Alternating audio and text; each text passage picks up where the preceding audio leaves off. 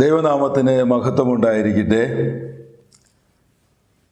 ഇവാനിയൻ ധ്യാനത്തിലേക്ക് എല്ലാവർക്കും സ്വാഗതം.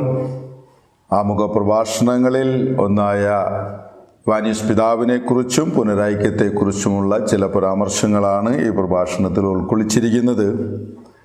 ഇവാനിയസ് പിതാവിനെക്കുറിച്ചും പുനരൈക്യത്തെക്കുറിച്ചും ഒക്കെ ഉപയോഗിക്കുന്ന ചില പരാമർശങ്ങളെക്കുറിച്ച് കേൾവിക്കാർക്ക് സംശയങ്ങൾ വരാം എന്നത് സ്വാഭാവികമാണ്.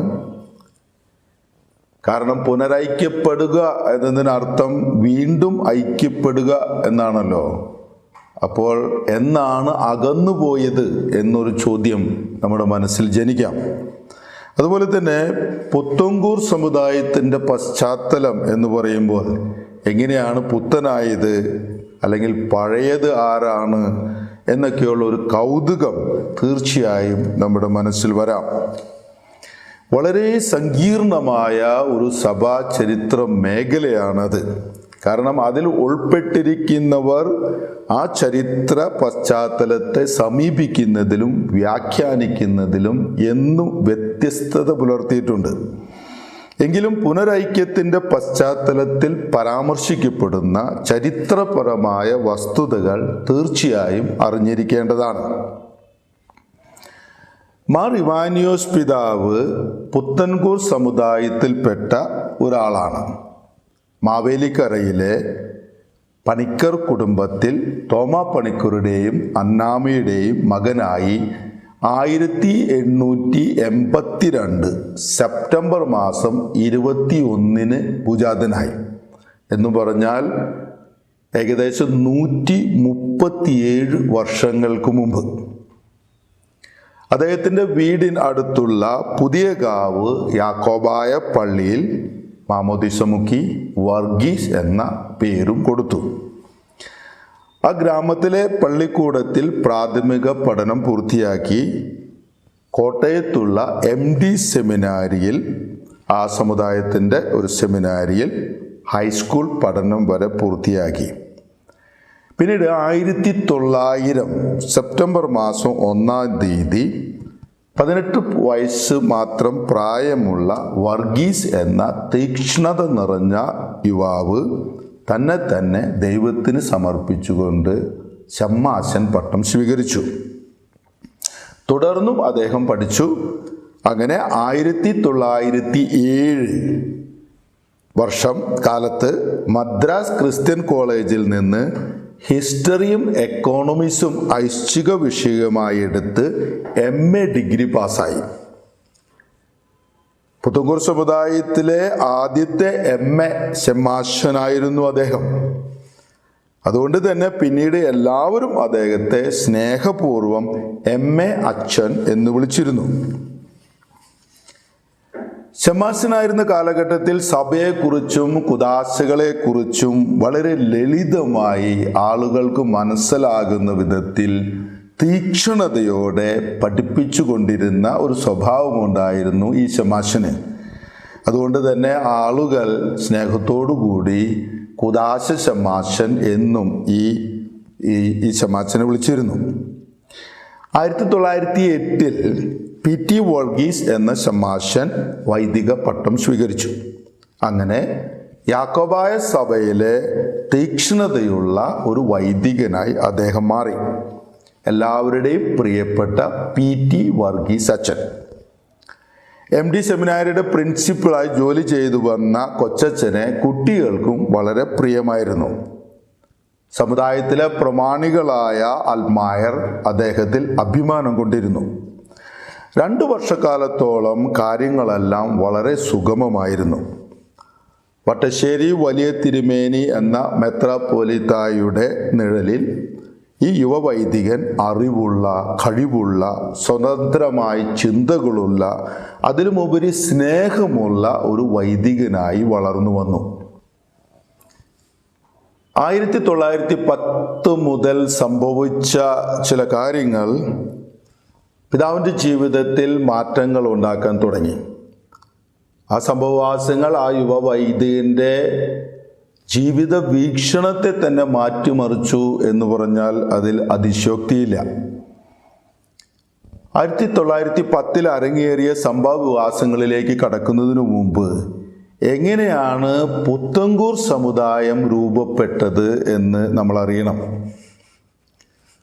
1653 കേരള സഭയെ പിടിച്ചുകുലുക്കിയ ഒരു വലിയ സംഭവം നടന്നിരുന്നു. കൂനംകുരിശ് സത്യം എന്ന പേരിലാണ് ഈ സംഭവം അറിയപ്പെടുന്നത്.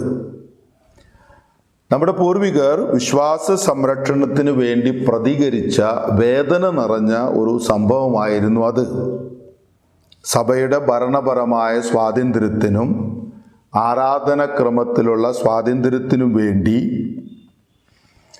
അത് നടന്നു എന്ന് പറയുന്നുണ്ടെങ്കിലും ഒത്തിരി ആധ്യാത്മിക വേദനകൾ, ദൈവവും മനുഷ്യനുമായിട്ടുള്ള ബന്ധത്തിൻ്റെ, ആരാധനാക്രമത്തിൻ്റെ, ദൈവമക്കളുടെ മഹത്വത്തിൻ്റെ, പരസ്പരമുള്ള കൂട്ടായ്മയുടെ, അങ്ങനെ ഒത്തിരി വേദനകൾ നമുക്ക് ഈ വലിയ മുറിവിൽ കാണാൻ കഴിയും.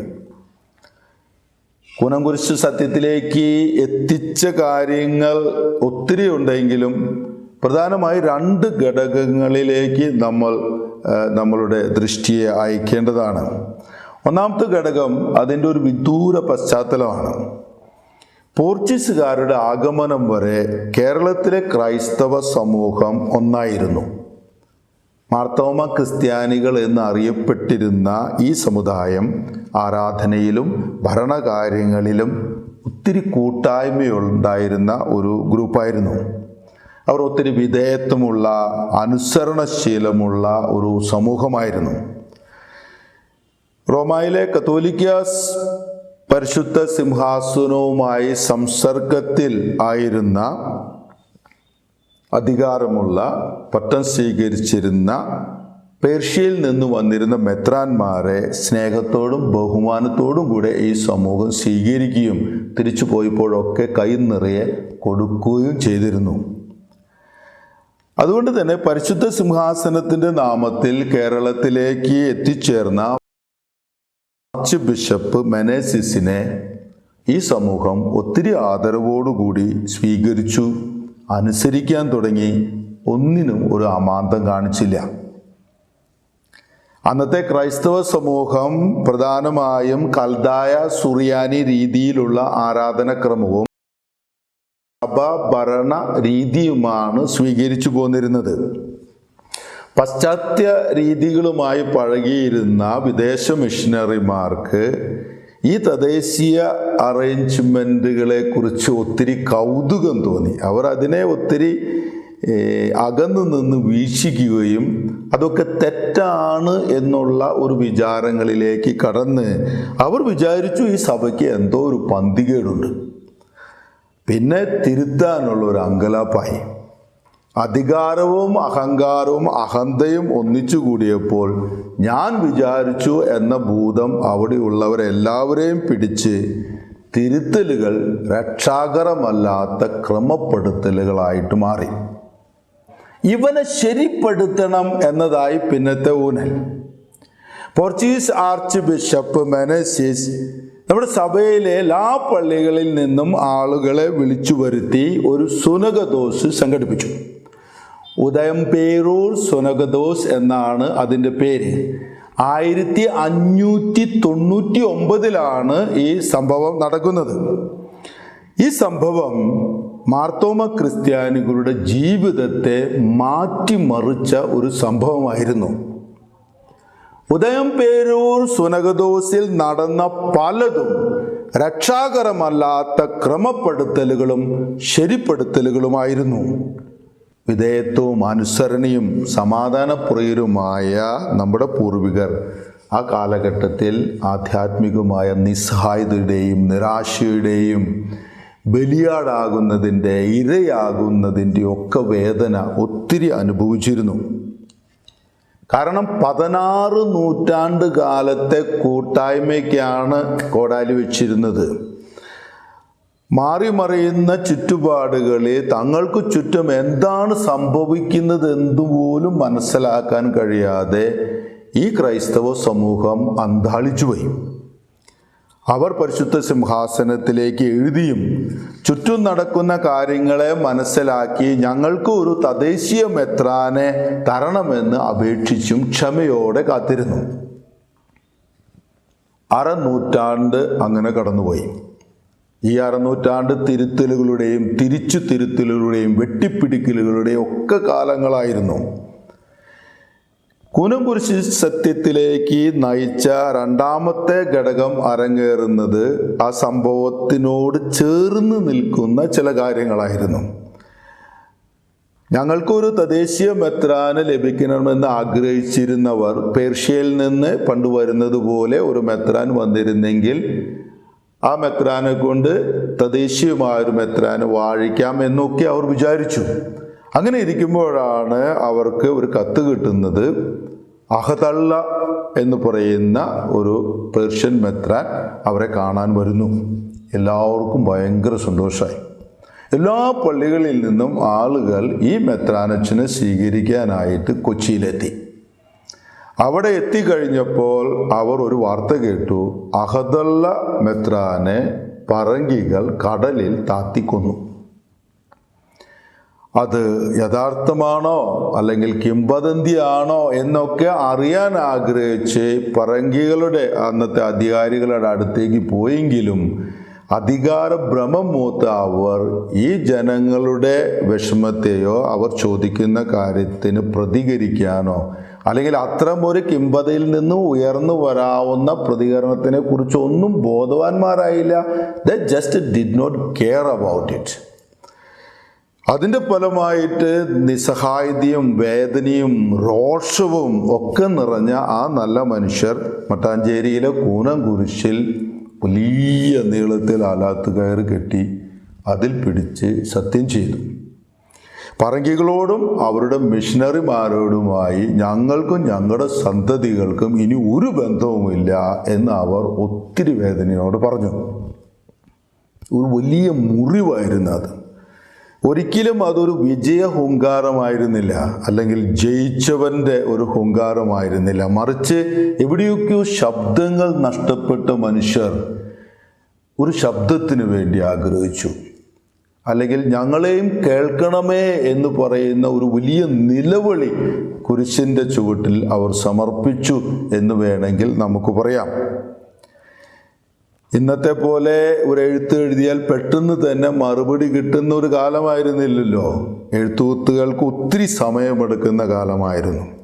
എങ്കിലും ഈ കാര്യങ്ങളെല്ലാം പരിശുദ്ധ സിംഹാസനത്തെ അറിയിച്ചപ്പോൾ പരിശുദ്ധ സിംഹാസനം വളരെ പെട്ടെന്ന് തന്നെ കർമ്മലിത്ത മിഷനറികളെ സമാധാനം സ്ഥാപിക്കുന്നതിന് വേണ്ടി കേരളത്തിലേക്ക് അയച്ചു. ഇതിനിടയിൽ ഈ എഴുത്തുകുത്തുകൾ നടക്കുന്നതിനിടയിൽ അഹദുള്ള മെത്രാൻ്റെ കയ്യിൽ ഉണ്ടായിരുന്ന അല്ലെങ്കിൽ അദ്ദേഹം കൊടുത്തയച്ചിരുന്ന ഒരു എഴുത്തിൻ്റെ ബലത്തിൽ 12 പേർ ഒരുമിച്ച് കൂടി ഒരു വ്യക്തിയെ മെത്രാനായിട്ട് വാഴിച്ചു. തദ്ദേശീയ മെത്രാനെ കുറിച്ചുള്ള ആഗ്രഹത്തിൻ്റെ പൂർണ്ണത പോലെ അദ്ദേഹത്തിന് 1-ാം മാർത്തോമ എന്ന പേരിൽ അദ്ദേഹം മെത്രാനായി. മെത്രാനായി വാഴിച്ചെങ്കിലും ജനങ്ങൾക്ക് ഒരു കാര്യം നല്ലവണ്ണം അറിയായിരുന്നു. 12 പേരോ 10,000 പേരോ ഒന്നിച്ചു കൂടിയാലും ഒരു വ്യക്തിയെ മെത്രാനായി വാഴിക്കാൻ കഴിയില്ല. ഒരു മെത്രാനെ മറ്റൊരു മെത്രാനെ വാഴിക്കാൻ കഴിയുള്ളൂ. കാരണം 16 നൂറ്റാണ്ടുകാലം പേർഷ്യൻ മെത്രാന്മാരുടെ സംസർഗത്തിലായിരുന്ന കേരള ക്രൈസ്തവർക്ക് അത് നല്ലവണ്ണം അറിയാമായിരുന്നു. പക്ഷേ അടിയിൽ എവിടെയോ ഒരു ഞാൻ വിചാരിച്ചതിൽ അങ്ങനെയൊക്കെ സംഭവിച്ചു. സത്യാവസ്ഥ തിരിച്ചറിഞ്ഞപ്പോൾ, ഞങ്ങൾ ചെയ്തത് ശരിയല്ല എന്ന് തിരിച്ചറിഞ്ഞപ്പോൾ അവർ ഈ കർമ്മലിത്ത മിഷണറിമാരുടെ മുമ്പിൽ ഒരു വ്യവസ്ഥ വെച്ചു. ഞങ്ങൾക്ക് ഒരു തദ്ദേശീയ മെത്രാനെ തന്നാൽ ഞങ്ങളുടെ ആരാധനക്രമങ്ങളിൽ നിലനിൽക്കാൻ ഞങ്ങൾ സമ്മതിച്ചാൽ ഈ വൈഷമ്യ സിറ്റുവേഷനെ നമ്മൾക്ക് തരണം ചെയ്യാൻ കഴിയും. അത് മനസ്സിലാക്കിയ പരിശുദ്ധ സിംഹാസനം നേരത്തെ ഈ 12 പേര് കൂടി ഒരാളെ മെത്രാനാക്കിയപ്പോൾ 4 പേരെ ആലോചന സമിതിയായിട്ട് നിയമിച്ചിരുന്നു. പിന്നീട് എന്തൊക്കെയോ ഞാൻ വിചാരിച്ചകളുടെ ഉള്ളിൽ ഈ 4 പേരിൽ ഒരാളെ ചാണ്ടി കത്തനാർ എന്ന് പറയുന്ന വ്യക്തിയെ തദ്ദേശീയ മെത്രാനായിട്ട് വാഴിച്ച് കർമ്മലീത്ത മിഷനറിമാർ തിരിച്ചുപോയി. തദ്ദേശീയ മെത്രാന് കിട്ടുകയും അന്ന് അവർ അനുഭവിച്ചിരുന്ന ആ പ്രോബ്ലത്തിൻ്റെ ഒരു സമാധാനം കണ്ടെത്തുകയും ചെയ്തപ്പോൾ നീരസപ്പെട്ട് മാറുന്നിരുന്ന പള്ളികളിൽ ഭൂരിപക്ഷം പള്ളികളും തിരിച്ച് പരിശുദ്ധ സിംഹാസനത്തിൻ്റെ അല്ലെങ്കിൽ ആ അധികാരത്തിൻ്റെ കീഴിലേക്ക് വന്നു.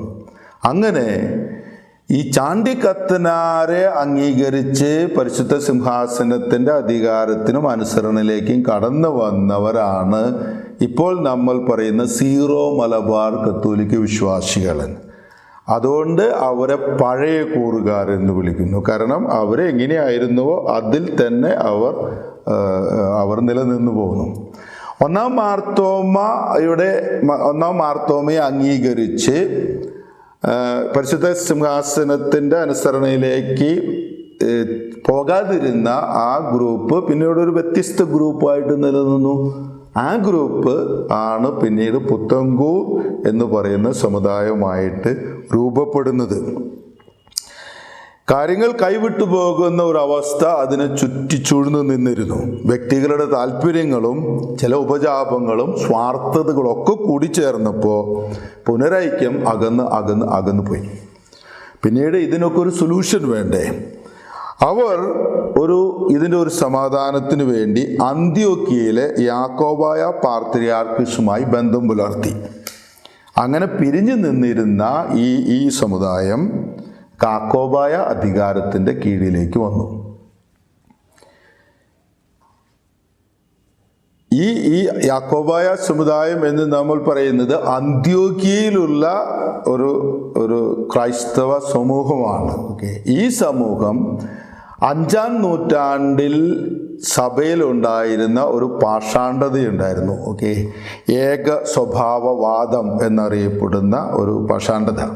അതിനെതിരെ 451 കാൽസീഡൻ സാർവത്രിക സൂനകദോസിൽ വിശദമായ ചർച്ചകൾ ഉണ്ടാകുകയും ഈ ഗ്രൂപ്പിനെ സഭയിൽ നിന്ന് പുറത്താക്കുകയും ചെയ്തിരുന്നു. അങ്ങനെ സഭയിൽ നിന്ന് പുറത്തുപോയ ആ ഗ്രൂപ്പിനെയാണ് യാക്കോബായ സഭ എന്ന് നാം പറയുന്നത്. അവർ അന്ത്യോക്യ ആരാധനാക്രമങ്ങൾ ഉപയോഗിച്ച് പ്രാർത്ഥിക്കുന്ന ഒരു സമൂഹമായിരുന്നു.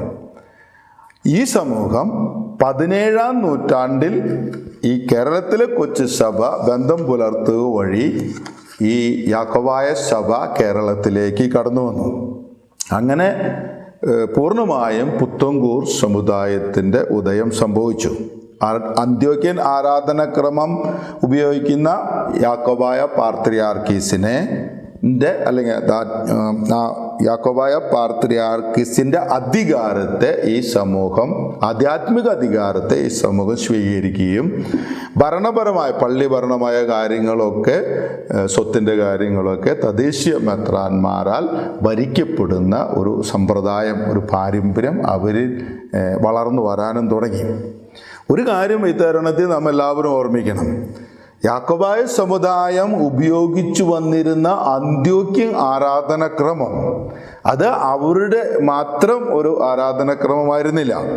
കത്തോലിക്ക സഭയുമായി സംസർഗത്തിലായിരിക്കുന്ന അല്ലെങ്കിൽ ആയിരുന്ന അന്ത്യോക്യൻ സഭകളെല്ലാം ആ അന്ത്യോക്യൻ ആരാധനാക്രമം ഉപയോഗിച്ചു വന്നിരുന്നു. അതുകൊണ്ട് പുനരൈക്യത്തിന് ശേഷവും മലങ്കര സഭയിൽ ആ അന്ത്യോക്യൻ ആരാധനാക്രമം ഉപയോഗിക്കുന്നതിൽ യാതൊരു തെറ്റുമില്ല എന്ന് പരിശുദ്ധ പിതാവ് അവർക്ക് അനുമതി കൊടുക്കുന്നതിൽ പറയും.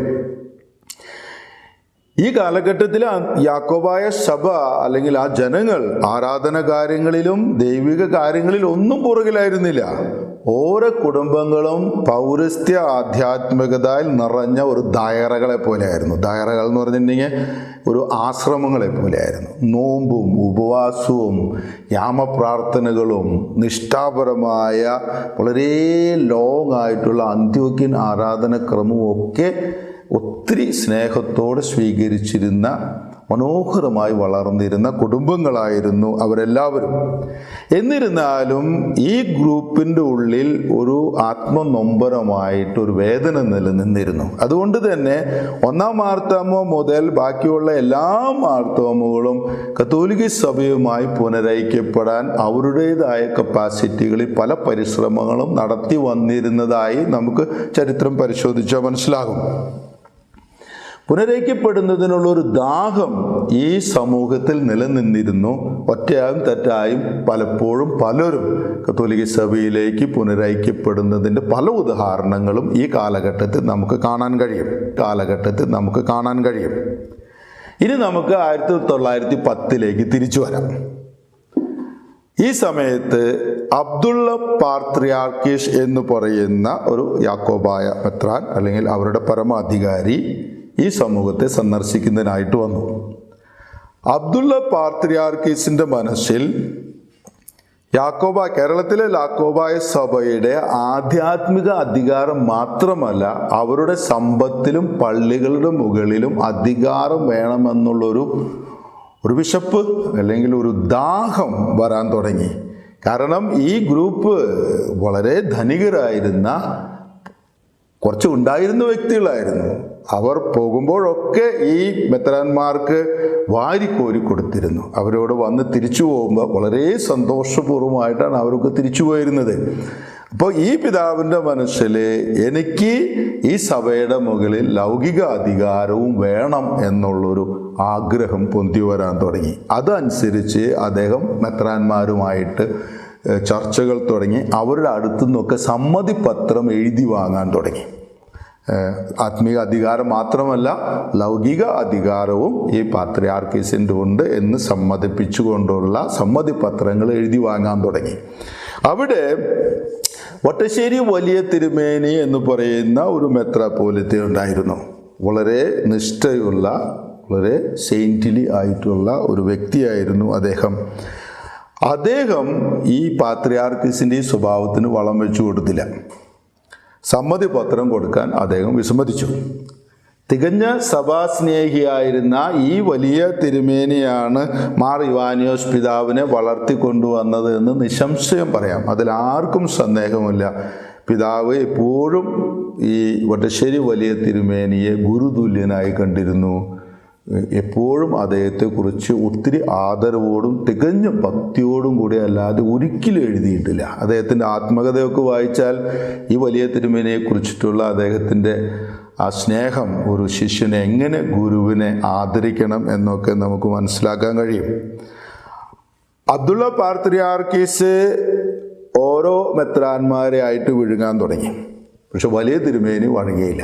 ആ ഒറ്റ കാര്യത്തിന് 1911 ഈ അബ്ദുള്ള പാത്രിയാർക്കീസ് ഈ വട്ടശ്ശേരി വലിയ തിരുമേനിയെ സഭയിൽ നിന്ന് മുടക്കി കൽപ്പന പുറപ്പെടുവിച്ചു. ആ മുടക്ക് കൽപ്പന ഒരു വലിയ ഇടിമിന്നൽ പോലെ ഈ സഭയെ പിളർത്തി എന്ന് വേണമെങ്കിൽ പറയാം. ഒരു വലിയ വേദനയായിട്ട് മുടക്ക് കൽപ്പന ജനങ്ങളുടെ മുകളിലേക്ക് വന്നു. ഒരു കാര്യത്തിന് എപ്പോഴും രണ്ട് അഭിപ്രായങ്ങളുണ്ട് എന്ന് പറയുന്നത് പോലെ ആ സമൂഹത്തിൻ്റെ ഉള്ളിലും കുറേ വ്യക്തികൾ അബ്ദുള്ള പാത്രിയാർക്കീസിൻ്റെ ആ മനോഭാവത്തോട് യെസ് പറഞ്ഞിരുന്നു. സ്വാഭാവികമായും പാത്രിയാർക്കീസിനോട്, അല്ലെങ്കിൽ അതിനെ ബാവ എന്ന് വിളിച്ചിരുന്നു. അപ്പോൾ പാത്രിയാർക്കീസിനോട് കൂടെ നിന്നവർ ഒരു ഗ്രൂപ്പ് ആവുകയും അവർ പാത്രിയാർക്കീസ് ഗ്രൂപ്പ് അതല്ലെങ്കിൽ ബാവ കക്ഷി എന്ന് പോപ്പുലറിൽ അറിയപ്പെടുകയും ചെയ്തു. വടശ്ശേരി വലിയ തിരുമേനി എന്ന് പറയുന്ന മെത്രാപ്പോലിത്തയെ അംഗീകരിക്കുകയും അദ്ദേഹത്തിൻ്റെ കൂടെ നിന്നവരെ മെത്രാൻ കക്ഷി എന്ന് പറയുന്ന ഒരു നാമത്തിൽ പിന്നീട് അറിയപ്പെടാൻ തുടങ്ങി. അവരുടെ സഭാ തർക്ക കേസുകളിലൊക്കെ ഈ ബാവ കക്ഷി, മെത്രാൻ കക്ഷി എന്ന് പറയുന്ന വൊക്കാബുലറികൾ നിങ്ങൾ ന്യൂസിലൊക്കെ പരിചയപ്പെട്ടിരിക്കും. വട്ടശ്ശേരി വലിയ തിരുമേനിയെ ഗുരുതുല്യനായി കണ്ടിരുന്ന P.T. വർഗീസ് അച്ഛൻ, മാർ ഇവാനിയോസ് പിതാവ് വലിയ തിരുമേനിയുടെ കൂടെ നിന്നു. അങ്ങനെ P.T. വർഗീസ് അച്ഛൻ മെത്രാൻ കക്ഷിയിൽപ്പെട്ട ഒരു പിതാവായി. പിന്നീട് ഈ മെത്രാൻ കക്ഷിക്കാരായിരുന്ന അവർ പിന്നീട് 1934 അവർ ഭരണഘടനയൊക്കെ എഴുതിയുണ്ടാക്കുകയും പിന്നീട് അതിനെ ഓർത്തഡോക്സ് സഭ എന്ന പേരിൽ അറിയപ്പെടാൻ തുടങ്ങി. ആ പാത്രിയാർക്കീസ് ഗ്രൂപ്പ് യാക്കോബ സഭ എന്ന പേരിനെ നിലനിർത്തി. ഇപ്പോൾ ചില ന്യൂസുകളിലൊക്കെ നിങ്ങൾ അപ്പോൾ യാക്കോബായ ഓർത്തഡോക്സ് സഭ തർക്കം എന്നുള്ള വാക്കുകളൊക്കെ കേട്ടിരിക്കാം. പക്ഷേ യാക്കോബായ സഭ ആ പാത്രിയാർക്കീസിൻ്റെ ഗ്രൂപ്പും ഓർത്തഡോക്സ് സഭ ഒറ്റശ്ശേരി വലിയ തിരുമേനി മെത്രാപ്പോലീത്ത അംഗീകരിച്ച മെത്രാൻ കക്ഷിയുമായിരുന്നു. നമ്മുടെ പിതാവ് മാർ എവ്വേന്യൂസ് പിതാവ് മെത്രാൻ കക്ഷിയിൽപ്പെട്ട ഒരു അച്ഛനായിരുന്നു. ഈ മുടക്ക് കൽപ്പന എന്ന തിരുത്തിൽ നിന്ന് ഇനി എങ്ങനെ പുറത്തു കടക്കും? അപ്പോൾ അന്ത്യോക്യയിലെ ഒറിജിനൽ പാത്രിയാർക്കീസ് ഉണ്ടായിരുന്നു, ഒരു അബ്ദുദ് മിശിഹ എന്ന് പറയുന്ന ഒറിജിനൽ പാത്രിയാർക്കീസ് ഉണ്ടായിരുന്നു. ആ പാത്രിയാർക്കീസിൻ്റെ അടുത്തേക്ക് പി.ടി. വർഗീസ് അച്ഛൻ എഴുത്തുകുത്തുകൾ നടത്തും. ഈ എന്തൊക്കെയാണ് സംഭവിച്ചിരിക്കുന്നതെന്നൊക്കെ പറഞ്ഞ് അദ്ദേഹത്തിനോട് ഈ വിവരങ്ങളൊക്കെ പറയും. അബ്ദുദ് മിശിഹ കാര്യങ്ങളൊക്കെ പഠിച്ചതിന് ശേഷം ഈ പി.ടി. വർഗീസ് അച്ഛന് ഒരു കമ്പി അയക്കും. ഈ മുടക്ക് കൽപ്പന നിലനിൽക്കുന്നതല്ല, ഒരു സമാധാന പരിഹാരം കാണാൻ വേണ്ടിയിട്ട് ഞാൻ നാട്ടിലേക്ക് വരുന്നു എന്നുള്ള കമ്പി കിട്ടും. പിതാവിൻ്റെ ആത്മകഥയിൽ എഴുതിയിരിക്കുന്നത് ഒരിക്കലും കരയാത്ത ഉരുക്കു തുല്യനായിരുന്ന ഒറ്റശ്ശേരി വലിയ തിരുമേനി മുടക്ക് കൽപ്പന കേട്ടിട്ടും ഒരു തുള്ളി കണ്ണീര് പോലും വീഴാതെ ധൈര്യപൂർവ്വം അതിനെ നേരിട്ടായി വലിയ തിരുമേനി മുടക്ക് കൽപ്പന നിലനിൽക്കില്ല എന്ന കമ്പി കേട്ട് ഒരു കൊച്ചുകുട്ടിയെ പോലെ പൊട്ടിക്കരഞ്ഞു എന്നാണ് പറയുന്നത്. ഉള്ളിൽ നിർത്തിയിരുന്ന ആ വേദന മുഴുവനും അദ്ദേഹം ആ ഒരു ആശ്വാസത്തിൻ്റെ വലിയ കരച്ചിൽ അദ്ദേഹം ചെയ്തു എന്ന് വളരെ ഭംഗിയായിട്ട് പിതാവ് പറയുന്നു. പക്ഷെ പിന്നീട് ഈ സംഭവങ്ങളുടെ തിരുത്തൽ വരുത്തണമെങ്കിൽ തിരുത്താതെ ഇനി ഇതൊന്നും ചെയ്യാൻ പറ്റില്ല എന്നുള്ള അവസ്ഥയിൽ കടന്നപ്പോൾ അവരെല്ലാവരും വിചാരിച്ചു ഭാരതത്തിലെ സ്വതന്ത്രമായ ഒരു കാതോലിക്ക സിംഹാസനം സ്ഥാപിച്ചാൽ ഇതിനൊരു ഉത്തരം കണ്ടെത്താൻ കഴിയും. വലിയൊരു ശരിപ്പെടുത്തലുകളായിരുന്നു. അങ്ങനെ അബ്ദുദ് മിശിഹായുടെ നേതൃത്വത്തിൽ 1912 കേരളത്തിൽ സ്വതന്ത്രമായ കാതോലിക്ക സിംഹാസനം സ്ഥാപിക്കപ്പെട്ടു. പി.ടി. വർഗീസ് അച്ഛനായിരുന്നു ഈ കാര്യങ്ങളിലെല്ലാം മുന്നോട്ട് നിന്ന് ഈ കാതോലിക്കേറ്റ് സ്ഥാപിക്കുന്നതിന് മുമ്പ് ഉണ്ടായിരുന്ന ചില പ്രതിസന്ധികളെ വളരെ കൗശലപൂർവവും വളരെ ബുദ്ധിപൂർവവും ഫേസ് ചെയ്യുകയും അതിനെയൊക്കെ മാറ്റി അബ്ദുദ് മിശിഹായ്ക്ക് ധൈര്യം കൊടുത്ത് എന്തിനാണോ വന്നത് അത് അങ്ങ് ചെയ്യുക എന്ന് പറയുന്ന ഒരു വലിയ ധൈര്യം കൊടുത്ത് പി.ടി. വർഗീസ് അച്ഛൻ്റെ ആ ഒരു സപ്പോർട്ടിലാണ് ഒരു പക്ഷേ കാതോലിക്ക സിംഹാസന സ്ഥാപനം നടന്നതെന്ന് വേണമെങ്കിൽ നമ്മൾക്ക് പറയാം. പക്ഷേ എങ്കിലും അദ്ദേഹം അന്ന് ഒരു അച്ഛൻ മാത്രമായിരുന്നു. അങ്ങനെ മാർ ഇവാനിയോസ് പിതാവ് പുത്തങ്കൂർ സമുദായത്തിലെ ഈ കാതോലിക സിംഹാസനത്തിൻ്റെ താഴെയുള്ള ആ ഗ്രൂപ്പിലെ ഒരു വൈദികനായിട്ട് മാറി. ഈ സംഭവങ്ങൾ ഈ കാതോലിക്കേറ്റ് സിംഹാസനം സ്ഥാപിക്കുന്നതും പിന്നീട് അതിനു മുമ്പ് ഉണ്ടായിരുന്ന സംഭവവികാസങ്ങളും അതിന് ശേഷം നടക്കുന്ന കോടതി വ്യവഹാരങ്ങളും ഇതെല്ലാം ഈ വലിയ മനുഷ്യൻ്റെ ഉള്ളിൽ മാർ ഇവാനിയോസിൻ്റെ ഉള്ളിൽ ഒരു തിക്തതയായിട്ട് വളരെ വലിയൊരു വേദനയായിട്ട് നിറയാൻ തുടങ്ങി. ഇതാണ് നമ്മൾ ആദ്യ ആമുഖത്തിൽ എന്താണ് ഈ വായനയൻ വഴി എന്ന് ചോദിച്ചപ്പോൾ നമ്മൾ എവിടെ നിന്നാണ് തുടങ്ങുന്നത് എന്ന് ചോദിച്ചപ്പോൾ ഒരു സെൻറ്റൻസ് പറഞ്ഞിരുന്നു. മലങ്കര സഭയുടെ അടിത്തട്ടിൽ ഊറിക്കിടക്കുന്ന മ്ലേച്ഛതയെ കാണാനും മണക്കാനും ആ അനുഭവങ്ങൾ നമുക്ക് ഇടയാക്കി. അപ്പോൾ അതെല്ലാം ദൈവത്തെ അറിയുന്നതിനുള്ള സോപാനങ്ങളായിട്ടത്രേ നമുക്ക് മനസ്സിലായിട്ടുള്ളത്. അതിലെ ആ അനുഭവങ്ങൾ നമ്മൾക്ക് ഇടയാക്കി. എന്തൊക്കെയായിരുന്നു ഈ അനുഭവങ്ങൾ? അത് ഈ 1910 മുതൽ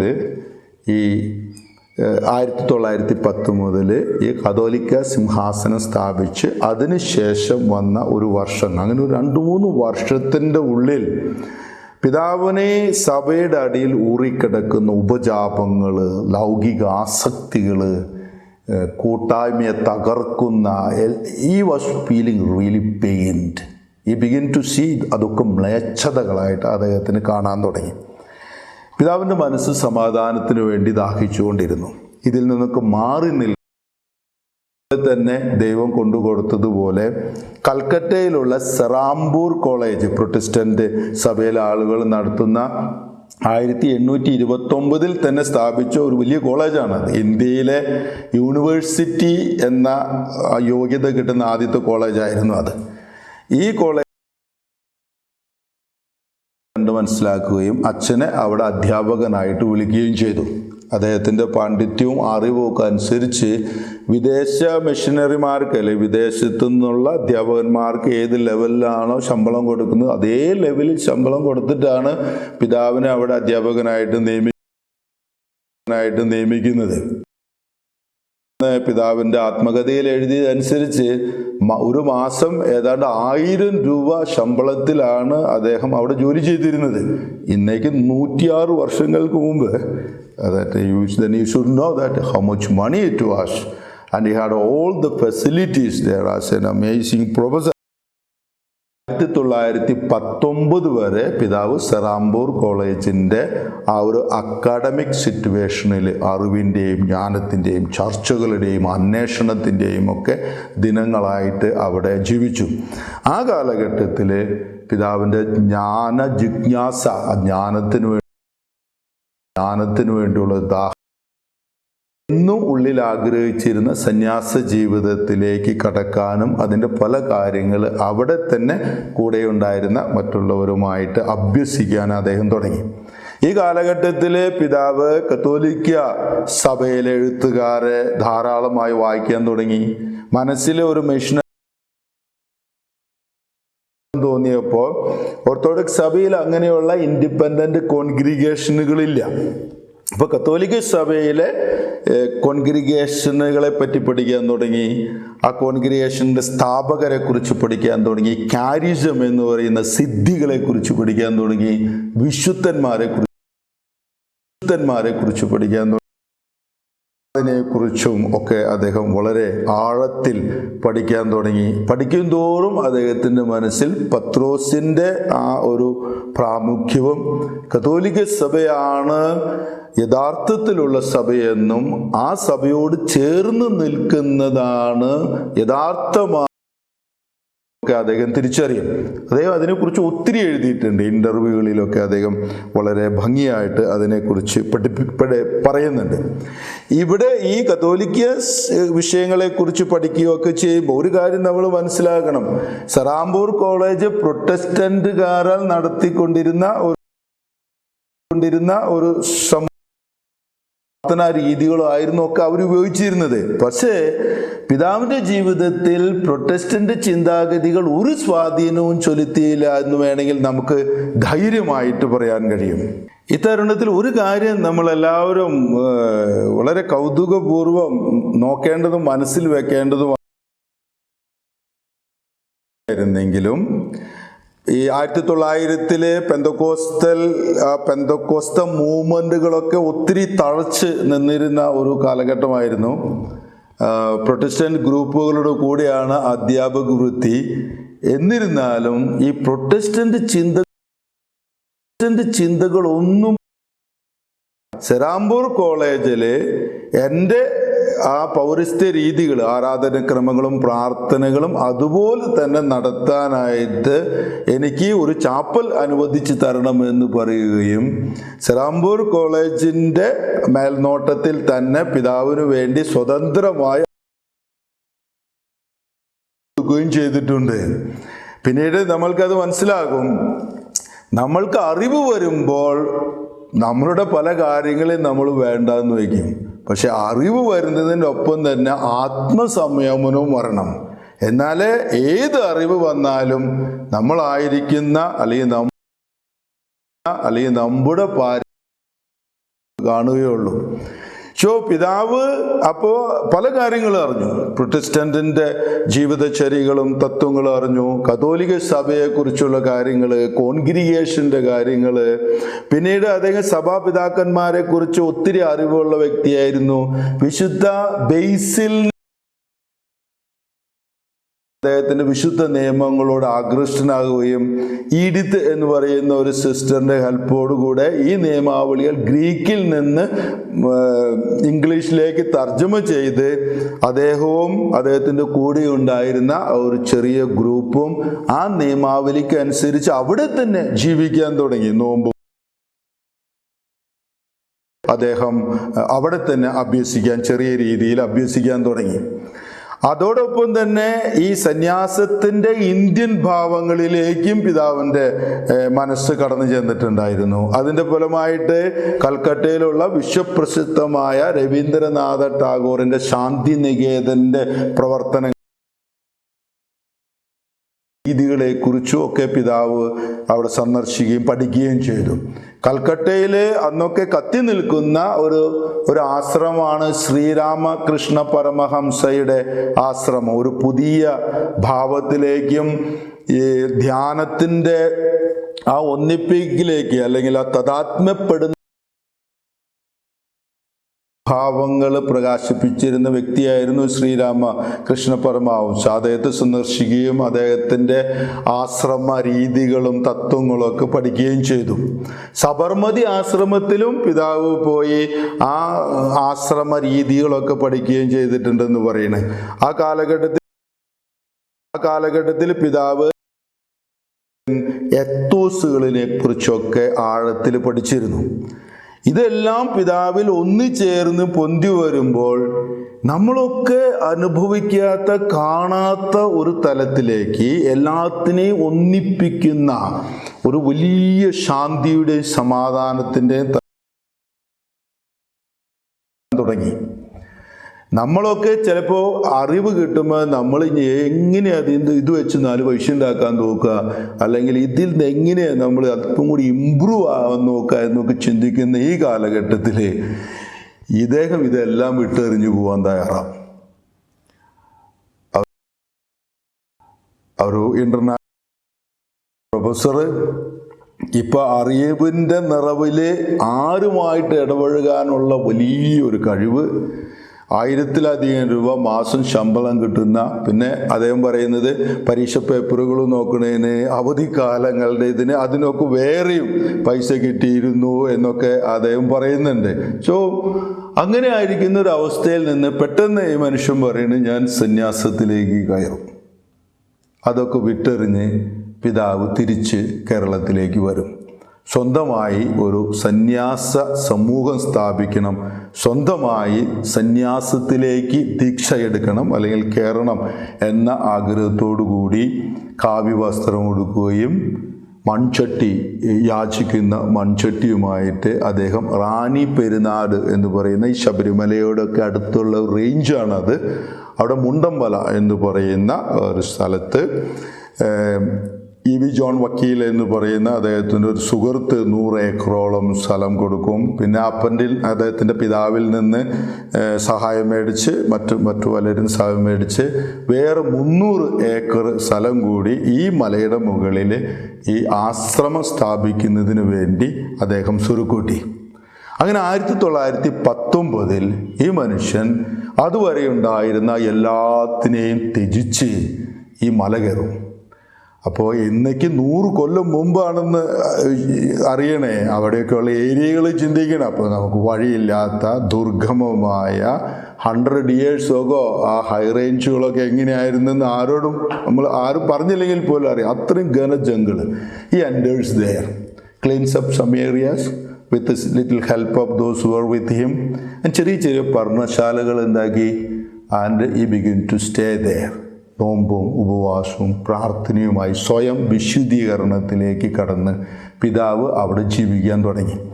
അങ്ങനെ 1919 കൂടെയുണ്ടായിരുന്ന വ്യക്തികളെയും ആ സന്യാസത്തിലേക്ക് ദീക്ഷ കൊടുത്ത് ഒരു സന്യാസ സമൂഹത്തെ അദ്ദേഹം സ്ഥാപിച്ചു.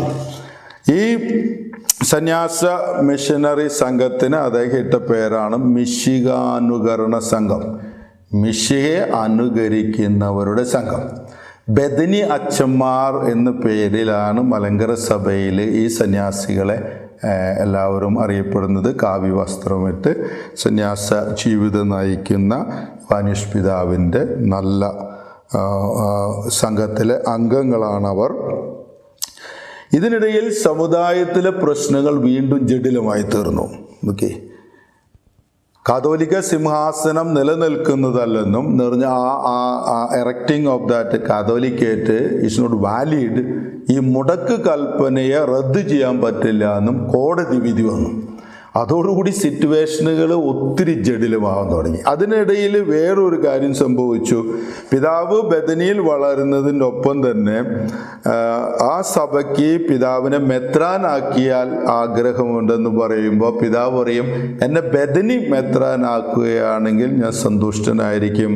എൻ്റെ സന്യാസ ജീവിതത്തിനും ആശ്രമത്തിൻ്റെ നടത്തിപ്പിനുമായിട്ട് അങ്ങനെ ഒരു എപ്പിസ്കോപ്പൽ അധികാരം എന്നെ ഒത്തിരി സഹായിക്കും.